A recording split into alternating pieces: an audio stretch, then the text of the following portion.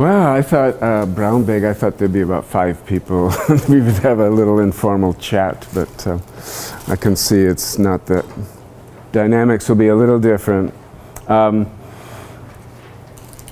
This is a presentation on some work I've done with a student of mine, a former student of mine, Yiping Huang, and it's work that we did of analyzing life story interviews that Yiping conducted.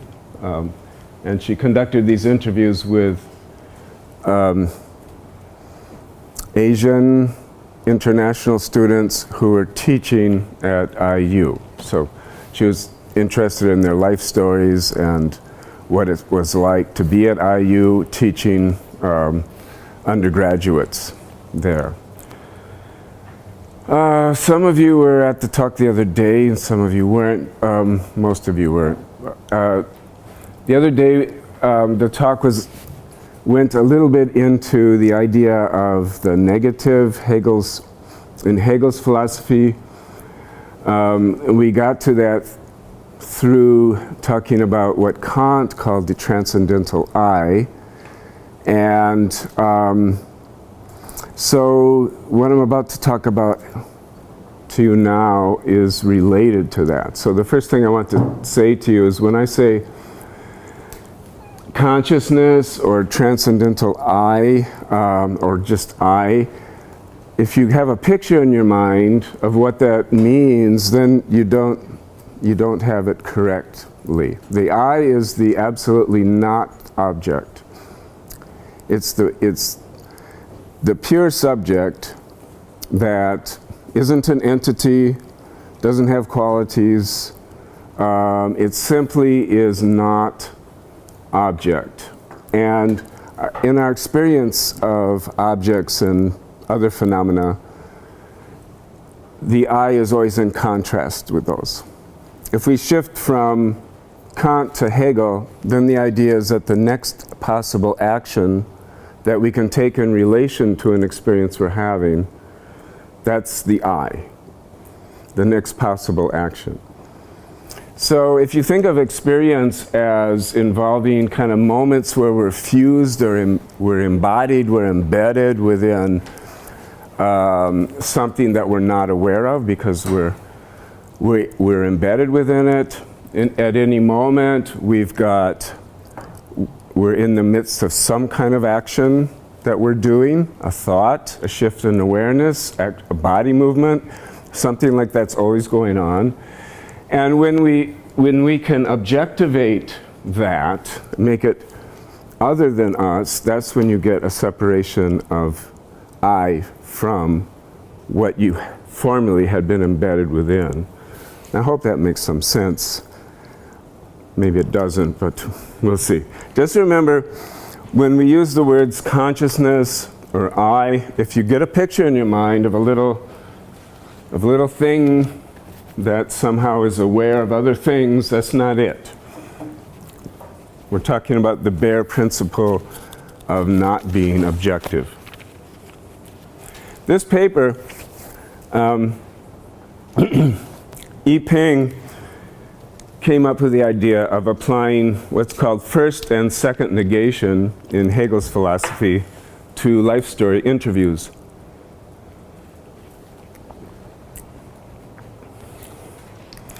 In Hegel's philosophy, first negation is the way that we determine something to be what it is, as opposed to other possible things. So when we understand that we're looking at a chair, we implicitly understand a structure. We implicitly have a structure in mind so that we understand how a chair is different from a table, different from a couch, different from a non-artifact, a natural object like a rock. So there's a structure of negations. A more clear example might be color. When we're aware of something that's blue, we're implicitly aware that it's not red, it's not white, it's not yellow. And we're simultaneously aware on a different level of structure that it's a color. When we're aware of blue as blue, we're aware of it as a color. And that's, again, part of a structure. And this involves first negation in Hegel's philosophy. Any questions on that? How might that apply in social phenomena? Any ideas? Yeah. It seems like you're trying to say things come to be, we come to understand what things are, not by grouping it in sameness, but by making differentiations of not sameness. Yes, good. Yeah, we get our sense of sameness through at least implicit structures of negation, of not being. Good. Excellently put, I think. Social phenomena. Well, how about masculine? What does it mean to be masculine? Well, there are complex structures there. They vary by culture and subculture, but in most cultures and subcultures, you don't understand masculine unless you understand its difference from feminine. There'll often be structural relations between odd things related to the gender differences, like physicality, emotionality, rationality, intuition, and people live within cultures operating through structures like this that are very much connected to what we call ideology. And that's all about first negation, okay? So if you have, how many of you have read Paul Willis's book, Learning to Labor? Okay, all right. Now Willis doesn't say it explicitly, but he analyzed this subculture of anti-school males in an English school. Kids who acted up a lot all the time in school, played up the teachers, ripped up the books. One of them, Willis asked one of them, "How much writing have you done so far this term?" And the kid answered, "I wrote once and it broke me heart."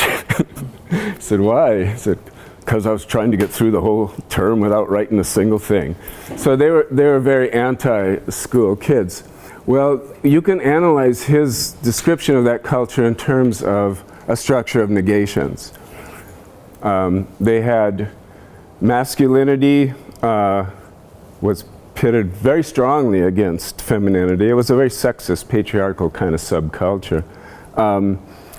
Book learning, kind of on the feminine side, was contrasted against street learning, physical against mental, and you had basically a series of binary oppositions, which is a kind of structure involving negations, and with some terms homologous, feminine, mental, intuitive, emotional, book learning, all of that was in one part of the string, related. So that's an example of structure. So the idea here is human identity, the way I think of it, and if you have a better idea, you can tell me later on, but the way I think of human identity is that it's continuously claimed in actions. It's not something that is. It doesn't have being in the way a rock has being. It's a pattern of claiming, and it's claimed differently in different contexts and different circumstances, but people tend to have patterns of identity claiming. It's claimed, and then what comes back is going to give a certain amount of affirmation or negation or something in between for that identity claim. Human beings are creatures who don't know who they are and who are constantly trying to find out what we are. And we do that through our actions and through our relationships, and we all need a certain amount of positive recognition coming back from our identity claims. If you don't get enough of that, you get depressed, you get unhappy. If you don't get any of it, then you can have serious mental health problems, I guess we could call them. So it's a human need to be claiming our identities and receiving a certain amount of affirming recognition back. There again, we have something about ideology, because ideologies will limit what can come back to you because of deep-seated beliefs having to do with gender, race, sexual orientation, social class, lots of things that limit and constrain your identity claims and what can come back from them. Changing ideology means changing some of these structures, challenging these structures. So far, okay? Okay. Second negation in Hegel's theory is a reflection back after a first negation is made. So, in the case of human identity, that would be if someone asked, "Who are you?" or "Tell me who and what you are," and we start to answer that question, we sense that no matter what we say, we're not exactly that. And in fact, we're a bit more than that. And the fact that we can claim an identity at all implies that we're more than what we claim. That's second negation. Second negation is becoming aware of the non-finite part of the self. The I rather than the me. The me is the part of the self that's bound up in first negation. The I is something we experience through a negation of the first negation. When we realize that we're beyond any particular identity. So, let's see, how do I work this thing?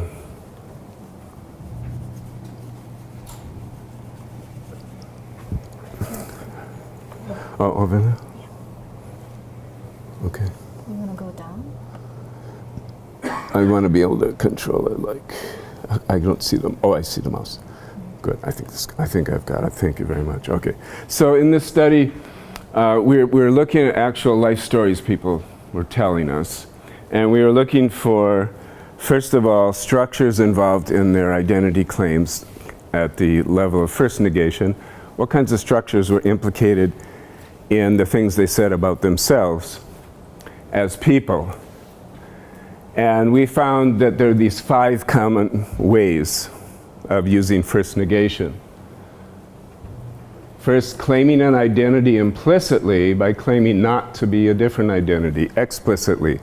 That's an example of first negation. So if someone says, I'm not one of those redneck Indianian Hoosiers or something like that, they're making an identity claim implicitly by explicitly negating on a different one.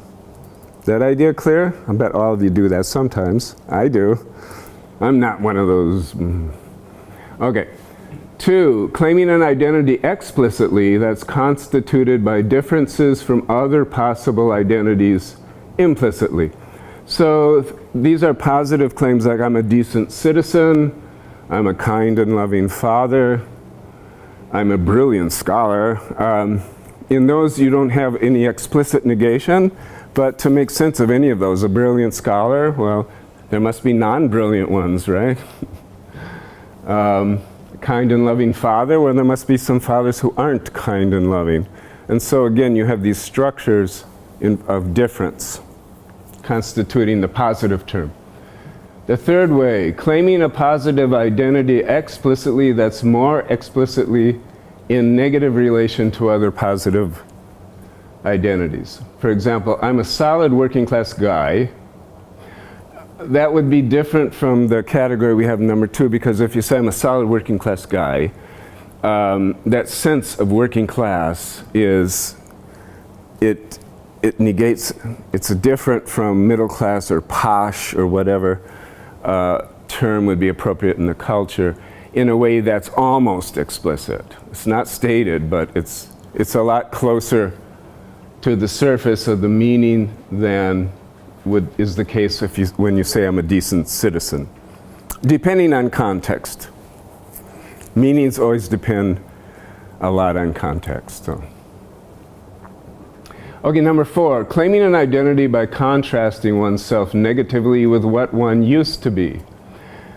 I was a real fool in those days, vain, materialistic, and selfish. I'm totally different now. So in life stories, sometimes you get that kind of a life story structure. What I'm like now is totally different than what I used to be. Okay. 5, claiming an identity by explicitly naming refinements in or growth from a past identity. For example, I was always very enthusiastic, and I still am, but I'm less naive now. You could say that I'm now more passionate, but realistic. Okay. All right, now let's look at the second negation.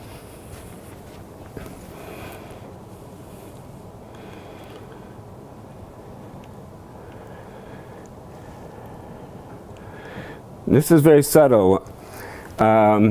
You can tell when a person is claiming themselves to be other than what they're saying about themselves if they laugh at themselves while they're talking, if they talk in an ironic way.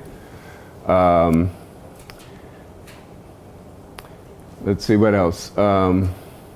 If they use pragmatics that claim that their identity is mysterious, it's beyond what they're showing, something other than what they're showing. Claiming a positive identity whose content includes second negation, such as, I'm a flexible, reasonable person willing to change. I wouldn't be surprised if the idea behind that one doesn't come across right away. But there are some, every culture has structures that enable, they're kind of like field, generative structures that enable identity claiming. And in some cultures, you have ways of claiming a positive identity that include a reflection within it, or include something about not being fixed as a person, being kind of beyond that. And so that is a way of doing second negation through a positive form. Now I saw a hand go up over there. I was curious with second negation, were those things that you guys came up with like throughout the study, or was that something you thought about ahead of time? So laughing at yourself as you were talking, is that something that like you guys realized was happening while your partner was doing the interviews? Yeah, that's a good question. So actually, this isn't the best way to do research. Yiping did the interviews, and then this analysis came later. She analyzed them in her own way initially, and then together we analyzed them like this. So we didn't have those things in our head during the interview time. Why did you ask the question? It's not something that you would think of ahead of time. Like somebody laughing at you wouldn't. I don't think that's like something you would completely expect when doing an interview. Maybe I don't know. I wouldn't. So Right. I wasn't sure if like enough people did it in like that tone or that actions that it struck you guys. Oh, okay. Well, haven't you experienced people doing that? Like. Yes, but not per se like during an actual like interview or something like Oh, that. okay. More it's like friendly conversation versus like something that's supposed to be like scholarly. That's more serious. Yeah, I see. Yeah, I'm sure it would be less in a research situation. Yeah, but it did happen with our participants. No other questions? All right. So.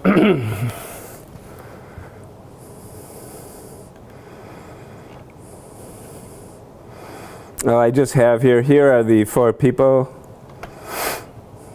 Jung, Ippei, Akiko, Yachi,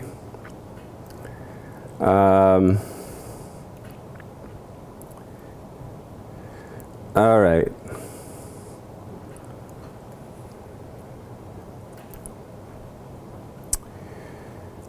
The first 2 graphics that we have here are summaries of structures that the people use when talking about themselves in a life history format. So this comes from the data, but they are structures that you probably recognize. I mean, you would expect people talking about themselves to make place distinctions, especially if they are people who came over to a different country. That would probably be a big part of the life story, right? So they had ways of talking about that movement from their country of birth to the United States. And those ways included taking some kind of orientation towards their home culture and the culture they moved into. So there's three modes that came up like that. Also, the move either was described as either resulting in planned changes or unplanned changes. Okay. Now, modes of second negation: by being a critic of both cultures and by claiming yourself as the director of your own life, you are claiming yourself beyond a particular identity. Especially in the case of that director of your own life, some of the participants would say, I used to be really shy, so I deliberately chose to go to this training course because I knew it would force me to change what I am as a person. So that's claiming themselves beyond the personality. And then we had the idea of self-realizing. Some people describe their experiences as a process of growing, of actualizing more of their potentiality. And that again references a sense of self that's beyond how the self is manifested at a particular time. Okay. So place distinctions, then there's time distinctions. I won't go over all of the aspects of the structures.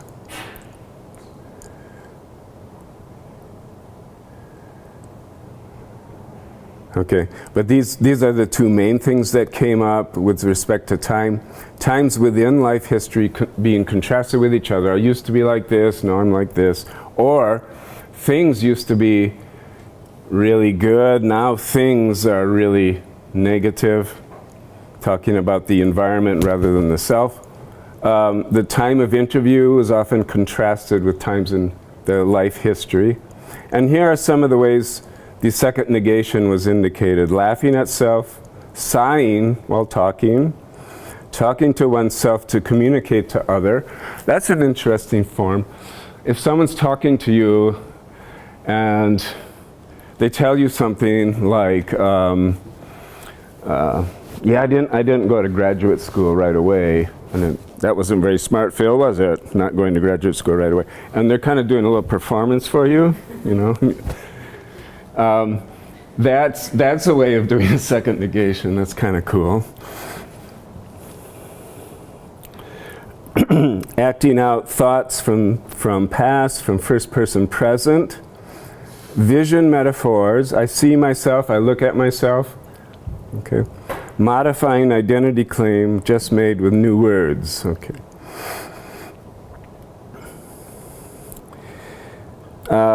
Then we have identity nesting, and that's where you find people doing things like talking about themselves, say, as a teacher, but subordinating that to what they are as a person in general. So that's like a nested identity structure. And you also have contrast identity structures. You have, this was really the real me, but I was trying to be this.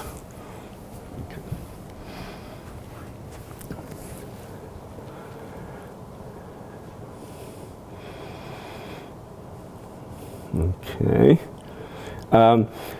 In any kind of research you're doing, assume that the people you're working with have their own implicit theory of society, their own implicit theory of psychology, their own implicit ideas about what a human being is and what human beings are capable of, and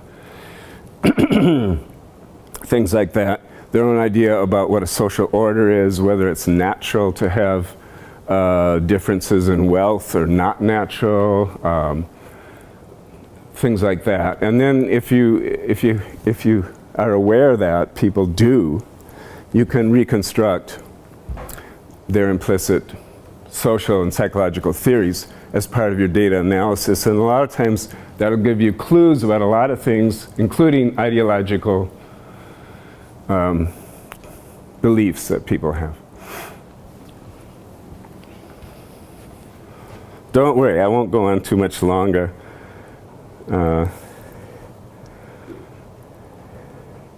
These are modes of claiming self-transcendence, claiming the I over the me. And it just gives more detail. The SelfDirector was a form used by 2. The SelfDirector as decision maker and author of life course by 3. This one, people would talk about how they could control feelings and thoughts as well. How they could say they would get sort of defeatist thoughts, for example, but then they learned how they could not buy into them. They could be a self-director internally. Okay.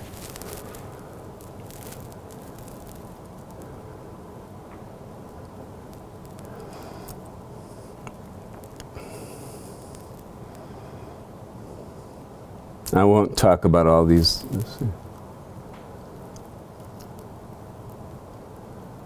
Okay. All right. Now I'll just show you a little bit about the actual data analysis that we did, and then I'll just stop, because all I can really do is sort of give you a vague impression of this analysis, and then you can ask questions or whatever you want. We took the life stories, and then we first looked at how the people talked about themselves in a very general pattern of it. So in the case of this fellow Jung, he had I was, I wished to be, I became, and was, I grew into, I moved to the US, which was, is growing into something more, I'm changing, which became, is now. Okay. So that's the first thing we looked at. This is a little different for each of the life stories. I'll show you one more quickly in a bit so you can see that they're different. Plus, we looked at what was the identity claim that the person was making during the interview process, implicitly. And that doesn't always match some of the explicit things people say about themselves. So we took note of that as well. And then we did a more specific analysis of the structures underlying the talk of these people. This is what it looks like for Jung. We have me structures, contrasts used, transcending claims.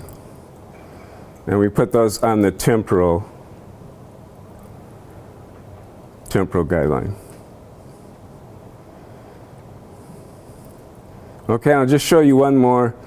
With Ipe, I was, but I was, and I wanted to be, so I became, which led to, and also, nested within this I was, but became, and aware of, and so on.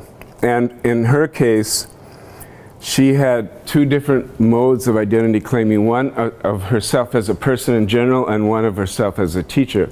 And not all of the participants did that. Not all of them were making that distinction. So that's just to give you a general idea about this, and I'm sure it wasn't all that easy to follow. I mean, even I get a headache when I look at those graphs. But this is fun. This is fun doing this kind of work. So, do you have any questions? Do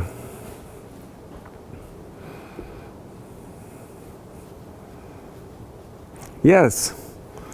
you guys have any further requirements for the course needs that you chose? Was it only if they had the international TAs, or was there an age range or a certain major that they were teaching within? I saw something about technology up there, so I'm not sure. You're interested in the criteria for selection? They just had to be from Asia somewhere. So we had Korea, Taiwan, and China. And they had to be teaching TAs over here.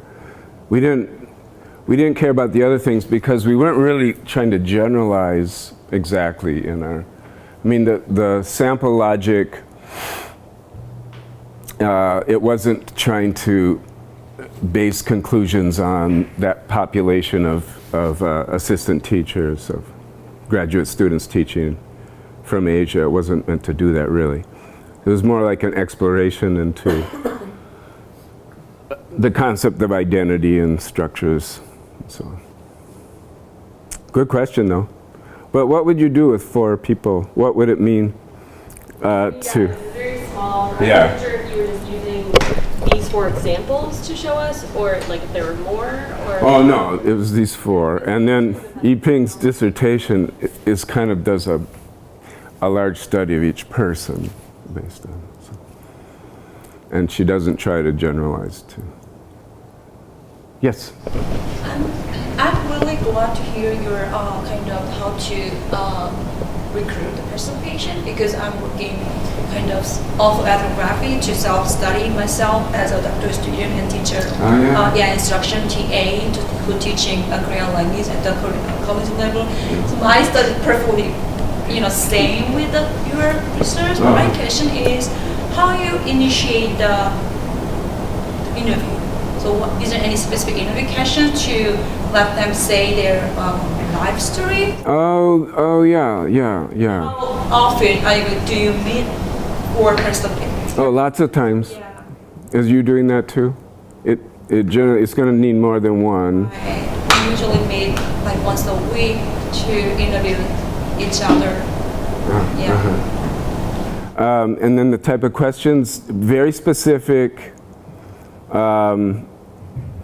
My advice in most interviewing projects generally is don't ask a question like how do you define your ethnicity or something.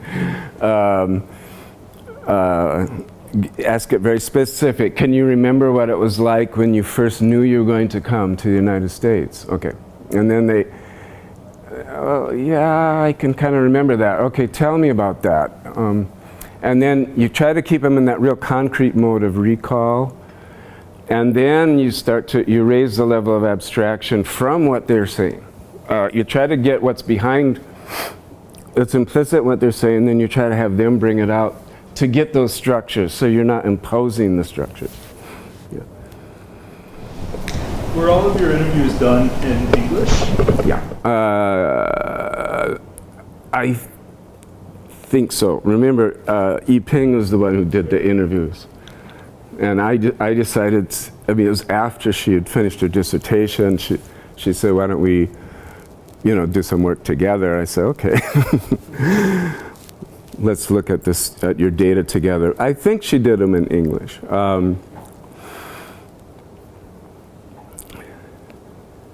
Yeah, I'm pretty sure.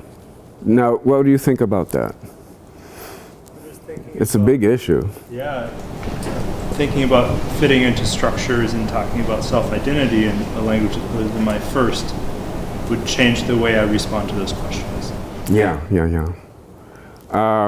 So that might have happened, I'm not sure. Yiping would have had some sensitivity to that, but it's hard to say. It's hard. We do run it by the participants. Say, what do you think of that? I was just curious. Yeah. No, I know. That was very good, very important. Yeah. So part of the benefit of this kind of analysis is that you can learn more about people's ideologies and identities that they themselves might not choose to, or might not think of the thing to say, right? Right. So at what point, I guess which is really interesting, but I'm just worried, at what point does that become like storytelling on our own part rather than an actual investigation? Coming from them. Well, so the trick is good interviewing, where you are you're listening very carefully and you're using paraphrasing primarily. You just said, I think you just said, am I hearing you say things like that? Or, oh wow, tell me more about that. So you try to be non-leading, and you try to be sensitive to what you think you're picking up in the implicit domain. And then you ask things that will they are either going to validate that or not. So a really good semi-structured qualitative interview is a member check at the same time. But in other words, you are checking things out through artful sort of asking questions. And people who are trained in therapy and counseling are good at this.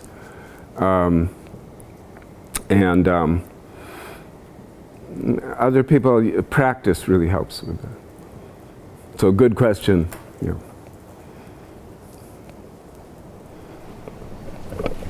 Have you shared with your participant about this analysis and the findings? Yeah. So how they think about this first negation, second negation, how they think about this? It was mixed. It didn't mean too much to, I think, 3 of them. But Jung, these are pseudonyms, but Jung was a student of mine too. And he was taking all my Hegel classes and everything. So he was like, oh yeah, first negation. But he also had made some comments that, in looking at how we analyze the data, that I think it almost is consistent with the thesis of the paper, which is that you don't like somebody thinking they know you very thoroughly. And so he said, he didn't entirely see himself in the analysis. So then what you do is you add that in. But I'll be honest with you, sometimes I wonder why, studying people is really risky. And sometimes I think I can have a mood where I'm thinking, I don't want to do any more of this, because it's too risky. It can really mess people up. So other times people see your work and they feel empowered, or it's a good thing for them. Then you go, oh yeah, that's why I'm doing this. So, other questions? Yeah. I kind of noticed that in the 2 examples of the data that you gave, that there's kind of linear upswing of the life history, and ends up in this place where I was like this, and I then started to realize this, and then became. Yeah. Is that an artifact of how you are stacking the table here, or what are the stories like that, or is that an artifact of maybe the age of the people you're interviewing, or good question, or even knowing that they're being interviewed in some way about self? Yeah, they might. People.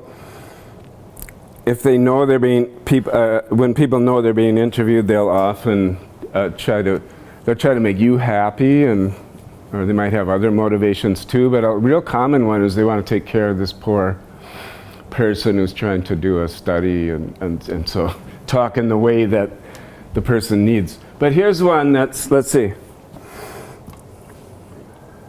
There's at least one that doesn't have that form.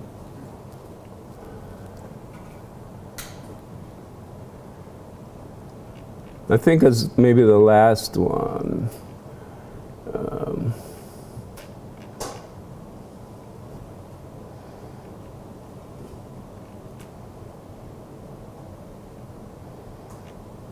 I think it was Ipe. Oh well, I'm sorry. Anyway, one didn't have that kind of almost a progressive movement towards greater self-understanding or something. At least one didn't. There was also the idea of discovering who I really was all the time but didn't know it. That's a little variation on that. But very good question. Any of you do life story research or planning to? No? Well, what are you doing here? No, it's an interesting form of research. You know, in philosophy, Kant's arguments about the I, the transcendental I, have to do with the unity of experience. And then later towards the end of the 19th century, Wilhelm Dilthey, who was the guy who argued for hermeneutics. Hermeneutics should be, Dilthey argued, the fundamental method in social science.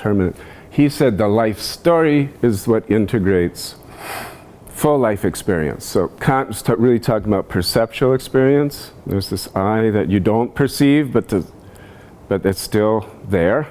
It can't be an object itself, but it's perceived with, it's apperceived. And Dilthey said, well, okay, but when we're talking about full life experience, we keep fitting things into a narrative. We unify our experience with narratives. And we don't have a single narrative, and we never finish a narrative. We have partial self-stories that we use to integrate things happening to us. So if you're sitting here now and you're thinking, ooh, when am I going to get out of here? You're thinking of the moment now in terms of what's coming next and possibly what you had been doing before you came in the room. That's a narrative structure there. So. Yeah. At this one time, all of this now individual stories into larger social theory. I mean, do we sort of look at this and say, you know, you feel this deep desire for people to have rational life trajectories, you know, some ways in which they can say that today that they're actually moving and becoming better people. Is that something that could be individualized here, or is that something that actually reflects larger stories? Well, I think that's probably has a lot to do with cultural forms. Yeah. I mean, there are definitely life story processes that aren't about progress, that are about, you know, today's as good as yesterday and whatever, yeah. And I think culture has a lot to do with that. And then culture is related to the kind of work you have to do and the kind of life conditions you're living within. Cultures have been ways to cope with various things, and they get transmitted. So that progressive form, maybe like with graduate students, you might expect that to be commonish, because most people starting graduate school are thinking kind of like, but I don't know. Good question.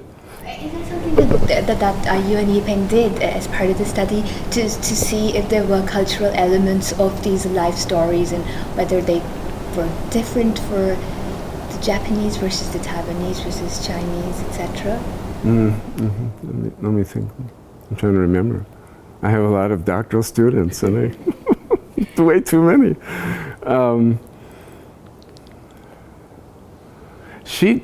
Her main thing was to develop a theory of narrative. Yeah, she was in the literacy, language, and culture program. I think you have something similar here, and she was real interested in the concept of narrative and narrative inquiry that's related to that. And, yeah.